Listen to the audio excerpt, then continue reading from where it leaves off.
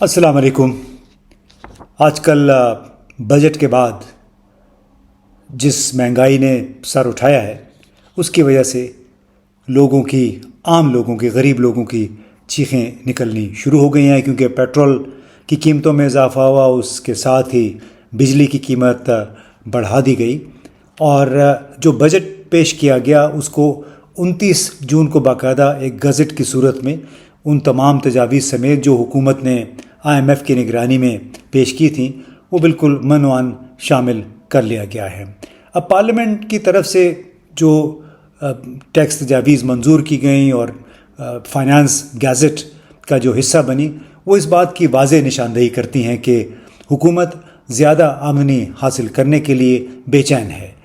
تاہم یہ بھی بتانا ضروری ہے کہ جس انداز میں یہ ٹیکس لگائے گئے ہیں اس کا براہ راست اثر ایک طرف تو جو کم آمدنی والے لوگ ہیں ان کی قوت خرید پہ پڑے گا، دوسری طرف اس سے معاشی بحالی اور معاشی ترقی کی رفتار بہت زیادہ متاثر ہوگی، کیونکہ جو ٹیکس تجاویز ہیں وہ کسی بھی سرمایہ کار کے لیے کوئی اٹریکٹیو نہیں ہیں۔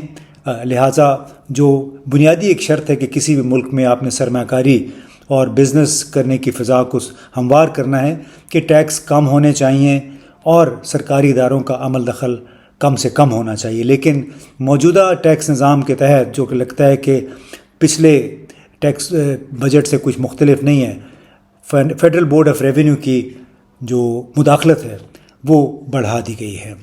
اب کچھ اس کے ایسے امور ہیں ہمارے بجٹ کے کہ جو بار بار ہمیں کہنے پڑیں گے، اور ایک سب سے بڑا نقطہ یہ ہے کہ اس وقت حکومت کی آمدنی اس کے اخراجات سے نصف سے بھی کم ہے۔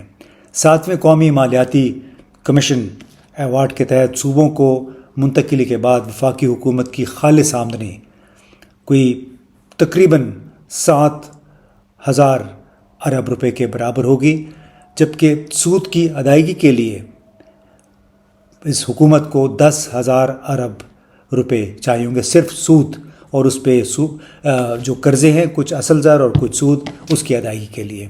باقی جو اخراجات ہیں وہ تو مہنگے بیرونی قرضے واحد ایک راستہ ہے پاکستان کے لیے بظاہر، اور یہ جو توقع تھی کہ شاید IMF کی نگرانی میں کوئی ایسا بجٹ بنے کہ یہاں پہ اصلاحات کا نظام جاری ہو سکے، وہ نہیں ہوا ہے، اور نتیجہ کیا ہے کہ قرضوں کو اب مکمل طور پہ مزید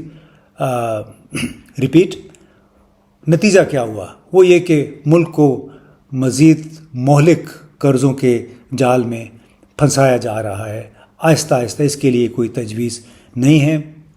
اب سوال یہ پیدا ہوتا ہے کہ مالی سال جو 2024-25 میں ملک کے دفاعی بجٹ کا کیا ہوگا۔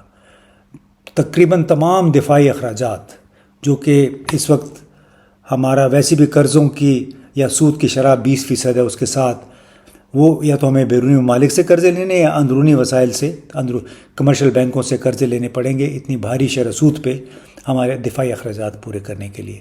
تو اس کے ساتھ یہ سوال پیدا ہوتا ہے کہ جب کسی ملک کا دفاعی بجٹ قرضے کے وسائل پر ہو مکمل طور پہ، تو اس دفاع اور قومی سلامتی کا کیا حال ہوگا؟ کیا وہ ملک قومی سلامتی اور قومی خود مختاری کا دعویٰ کر سکتا ہے؟ اس کے علاوہ دیکھیں کہ دفاع کے ساتھ ساتھ تمام ترقیاتی اخراجات، سول ایڈمنسٹریشن کی تنخواہیں، سبسڈیز، بے نظیر انکم سپورٹ پروگرام وغیرہ بھی قرضوں کے وسائل سے پورے کیے جائیں گے۔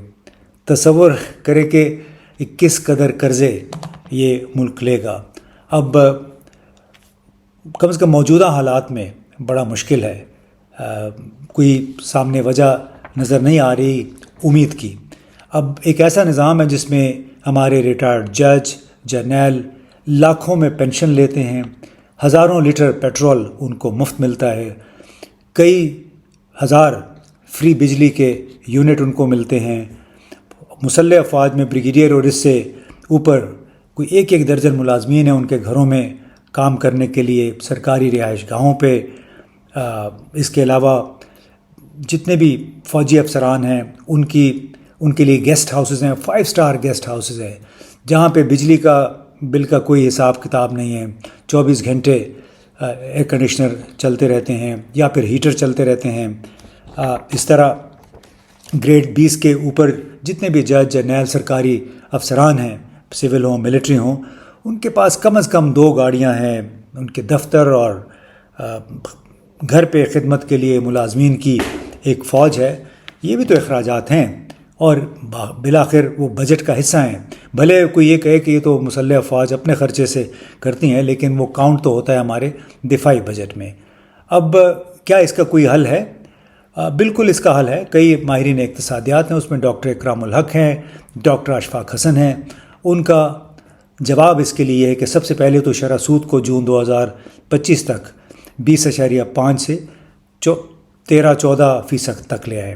دوسرا حل انہوں نے یہ تجویز کیا کہ 2024-23 کی اصلی سطح پر ترقیاتی اخراجات کو منجمد کر دیا جائے، یعنی ان ترقیاتی اخراجات جو کہ پچھلے 2 سالوں میں تھے ان میں اضافہ نہ کیا جائے. تیسرا یہ کہ جو ارکان اسمبلی کے فنڈز کی الاٹمنٹ کو بھی منجمد کر دیا جائے. آپ کو معلوم ہے کہ ارکان اسمبلی کو جو فنڈز ملتے ہیں وہ بھی ان غریب لوگوں کی کمائی کا ایک ذریعہ ہوتے ہیں. جب اسکیمیں بنتی ہیں تو اس میں ہر ایک کو کچھ نہ کچھ حصہ بظاہر مل جاتا ہے. یہی ہمارا نظام ہے، اس کی کوئی میرے خیال تردید نہیں کر سکتا.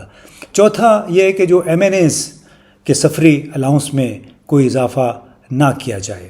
پانچویں تجویز یہ ہمارے اقتصادی ماہرین یہ پیش کرتے ہیں کہ گزشتہ سالوں کی سطح پر بے نظیر انکم سپورٹ پروگرام کو بالکل منجمد کر دیا جائے، کیونکہ 1000 روپے ہیں، آلموسٹ 1 ٹریلین ہے. یہ بھی ساری قرضے کی رقوم ہے اور 1-2 ہزار کر کے یہ غریب لوگوں میں بانٹے جاتے ہیں. اور بے نظیر انکم سپورٹ پروگرام کو بھی اس میں ایک گریجویشن پلان متعارف کروایا جس کے مطابق آہستہ آہستہ جن لوگوں کو پیسے دیے جاتے ہیں ان کو اس میں سے نکال دیا جائے. اگر ان تمام ان تمام اقدامات پہ عمل کر لیا جائے تو ان ماہرین اقتصادیات کے مطابق 2500 ارب یعنی 2500 ارب کی بچت ہو سکتی ہے اور ہمارا خسارہ جو بجٹ کا ہے اس سے کم ہو جائے گا. اسی حساب سے قرضے میں کمی ہو جائے گی اور شاید اس ملک کے عوام کا کچھ بھلا ہو جائے. تو ڈاکٹر اشفاق حسن، ڈاکٹر اکرام الحق اور کئی ایسے ماہرین اقتصادیات ہیں جن کا خیال ہے کہ اگر مجوزہ تجاویز پہ عمل کریں تو اس کا مطلب ہے کہ آپ ملک کے لیے اور اس ملک کے عوام کے لیے سوچ رہے ہیں. اللہ کرے کہ ان تجاویز پہ عمل ہو اور واقعی عوام کے لیے سوچ جو ہے وہ ابھر کے سامنے آئے. بہت بہت شکریہ.